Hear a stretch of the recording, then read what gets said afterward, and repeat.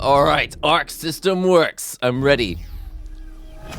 All of this red theme for Kuon, who is one of the main characters that they introduced in the first game, but he was not actually playable. The fated night begins. Liberation from my eternal life. So him and his sister, Linnae, are trying to do the same thing. They're trying to die. It's so emo. The real night shall befall us shortly. Alright, here we go. What kind of evil villain gameplay are we gonna see here? He definitely looks like a villain. I think to be a villain you have to look like you're not putting any effort into your movement, but you're still causing a load of damage. Like he just sits in the sky, floats. I'll have to do an analysis of the gameplay after this because it's all happening so fast. Was that him destroying Linnae? I will be judged and forgiven. Forgiven for what? What have you done? Kuon, what have you done? Okay, that was way too short. Alright, so takes off the cloak. Alright, so let's take a look at this gameplay. He's got spikes and swords behind him, a little bit like UNI2 and all of those characters that are like her in Blaze Blue. Slides forward. He blinks Seth style, throws out a magic circle, multi-blood type luminous style. What is all this side switching stuff about? Okay, he's like the evil boss character version of Seth. I mean, that's not at all what he's going to be like, but just the way that he blink disappears. Oh, Spirit Bomb. I'm going to call anything that looks like a giant energy ball in the sky. I'm going to call it a Spirit Bomb. So Shiki's sister, Akiha, has these red magic Wheel of Doom attacks. So he jumps up in the sky, and then he did a Seth-style blink. Fast fall? Oh no, oh that's just built into his move. I think he's just got a bunch of moves where he does them and it teleports, instead of moving him animation-wise, he just kind of jumps to a new position. That's interesting. Lands on the ground. This is some kind of special move where he disappears and reappears closer, but this is just going to be like the A version takes you only so far, and then the B version takes you a little bit further. I'm assuming that's how that's going to work. So after he does this move, he does another sort of teleport down. Oh, but this might actually be a fast fall. I would love if this is a 2-2 input, because technically as a fighting game, I just really enjoy doing 2-2 inputs to fast fall the character down. It's one of those things that's quite difficult to do if you haven't done it before, but once you get used to it, it's kind of addictive. It's like the Shoryuken input for a Dragon Punch. It's one of those things that actually ends up being like the hook that makes you enjoy the character more. Into, presumably, this is just crouching C. So here's Seth doing his real fast fall. Straight into the punish. This looks like a dash attack to me, so he is dashing.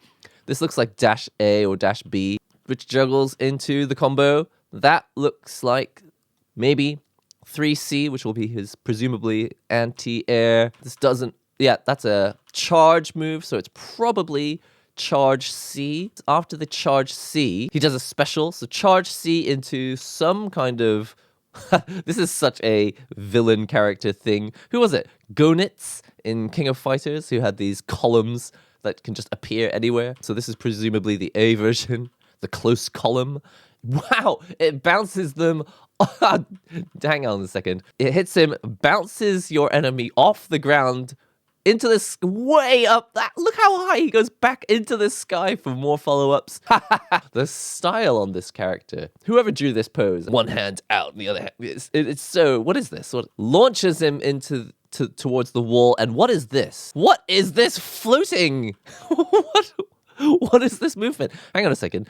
Launches him towards the wall. Is this just a normal jump? He doesn't prepare his jumps.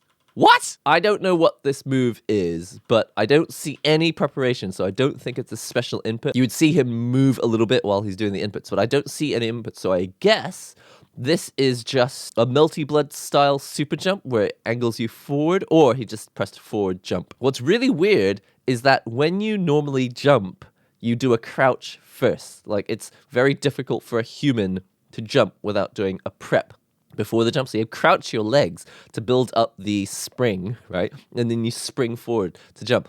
Kuon has decided he doesn't need to jump. He actually just floats straight up in his standing pose because he's just in control of gravity. This is a special, presumably, so he does a jump, and then I think this is probably a 2-3-6. The 3D effect used on this, it'd be nice if it was smoothed out in the final version, but you know, it happens so fast you probably wouldn't normally notice it. This is just an animation from his IOX. We're not learning a lot of information about his moveset from that. So he gets some kind of counter hit, which gives him enough time to slide. It hits and he cancels into a special, which teleports him to the other side. Okay, so this is very Seth style. I love these gymnastics moves. Kaguya's got a bunch of moves like this where instead of doing a flip, they actually do the whole thing while supporting their weight on the ground like a gymnast.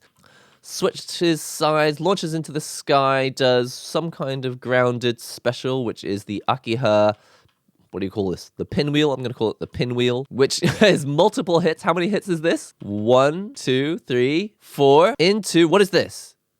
He does crouch. So this is a special. You see that impact effect on the ground there. So presumably this is not a normal jump. I don't think super jumps cause you to look like this. Anyway, this is special because he does a flip. Presumably it's like 214A or 214B or something into a flip. And this is all off the pinwheel. There are no other moves before it. So pinwheel cancels directly into whatever this is, probably a Tatsu, which I presume gets a ground bounce into more combos. Yes. Dash forward into A, B, Chaos, best music in the game. This is the pinwheel. This looks like, you can see it's got more of an elliptical shape to it. So this is probably pinwheel B. Cancelled into the side switch special, which is, if it's anything like Seth, I assume that this move causes you to disappear and go to the other side or, you know, teleport just a little bit further away if you hold it down. Seth is like that as well. It's the same move. It's the flip forward with the axe kick, but he does it on this side. So presumably if you just press it once, you do the flip kick, and if you hold it down, you'll do a teleport to the other side and do it.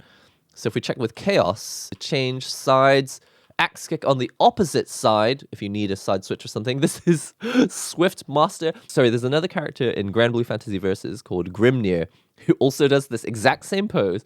Swift Master did it, I don't know if he was first, but it's the first time I saw it was in DNF Duel, using this exact pose, and then wind comes out of it. It's like, Arc System works. You love to pay homage to other games in your games. I love it. And I assume that development has been quite tightly done between French Bread and Arc System Works, because I'm just making assumptions here. Nice. Okay, so he does the Swift Master wind blow, which actually pushes him further back and hits characters on the ground. Okay, because that Chaos was already he was already grounded for this. This is a grounded move. It's hard to tell because Kuon is floating in the sky. He's got anti-gravity. Oh, this might be a Rekka, which would make sense because pretty much every character has got these like 2-part, 3-part moves, which I guess you could call a Rekka. Maybe this is just a follow-up. This actually looks like Aurier's Infinite Worth. I love how they keep using the character select music at the end. It's like dun dun dun dun dun dun, because that's how you know, like, okay, a fight is about to begin. And that's really what the character select music does. It's not just something in the background while you're choosing your character. It's just like, now you know a fight is about to start. Like, there's button checks, there's, you know, shaking hands with your opponent, there's the commentators talking about stuff. But when you hear the character select music, that's when you know the fight's about to begin. That this game is about to begin because Kuon is coming. And he's going to be included in the first 3 characters of these 3 new characters in the game. And presumably, they're going to have 3 other new characters coming out every 6 months or so for the next 1.5 years or 2 years. I am very excited about this character. There's so many elements here that I really liked. Character design-wise, I'm not super into the Evangelion bodysuit thing, but I do like that aspect about Kuon because it makes him a little bit different to the traditional villain. Usually when a villain comes out, they're very, very muscular, very, very bulky. They look like a boss character. Whereas Kuon has more of a I was one of you, but I went bad kind of vibe to him. It's like, I was a normal person like you, and in fact, if you continue down your in-birth path, you're going to end up like me. It has that vibe to him. Anyway, I think his moves look really interesting. Went through all of the... I tried to guess as much as I could to figure out what the moves are actually going to be, but again, I'm no expert on every move in Under Night In-Birth.